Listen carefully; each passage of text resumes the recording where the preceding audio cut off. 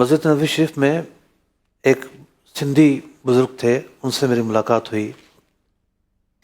मैंने लोगों से पूछा ये कौन है, पता चला कि जी 70 साल से मदीना मुनव्वरा में रह रहे हैं। ओहो माशाल्लाह। तो मैं उनके करीब हुआ, गुफ्तगू शुरू की। सिंधी में बोल लेता हूँ तो सिंधी में गुफ्तगू मैंने यूँ की कि थोड़ा सा बहुत अच्छे तरीके से बातचीत करेंगे। होता है मदर टंग में बंदा बहुत आसानी से गुफ्तगू करता है। तो वहीं छतरियों के पास बड़ी लंबी चौड़ी गुफ्तगू होती रही मेरी उनसे।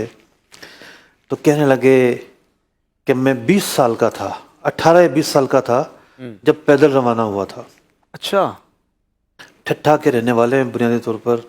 जब मैं पैदल रवाना हुआ था और पैदल में हज के लिए आया, कहने लगे असां जे रास्ते में शीं आयो, गगड़ बगड़ आया, काका जानवर डिठा, असां रसूल अकरम जा मेहमान हुआ, सब परी हली विया। वाह वाह क्या बात यानी है। शेर आए हमारे रास्ते में, कौन कौन से जानवर हमने नहीं देखे। पैदल सफर जंगलात का सफर हो गया ये तो। आज से 70 साल पहले।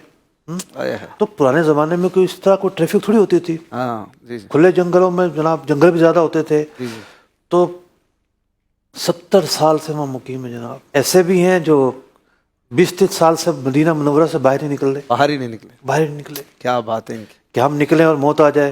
अच्छा, इस इरादे से ही नहीं निकले। इस इरादे से नहीं निकलते। वहाँ तो यूँ समझिए कि पाँव रखने को भी बाज़ औक़ात दिल नहीं चाहता कि पता नहीं इसके नीचे कौन सी मिट्टी हो। सही सही। तो वहाँ जो अफराद हैं उनका भी ऐसा ही हाल है। अपने दुनिया के अंदर हर एक नई दुनिया है। तो कहने का मकसद ये है कि मोहब्बत हमें वहाँ से यूँ है कि वहाँ रसूल अकरम अलैहिस्सलाम तशरीफ़ फरमा है। प्यारे आका अलैहिस्सलाम के आसार मुक़द्दसा वहाँ पर हैं। प्यारे आका अलैहिस्सलाम जहाँ उठे हों, बैठे हों, आप जिन फ़ज़ाओं में रहे हों, उन फ़ज़ाओं का एक मौका मिलता है हाजी को कि वो जाए और बरकतें हासिल करे।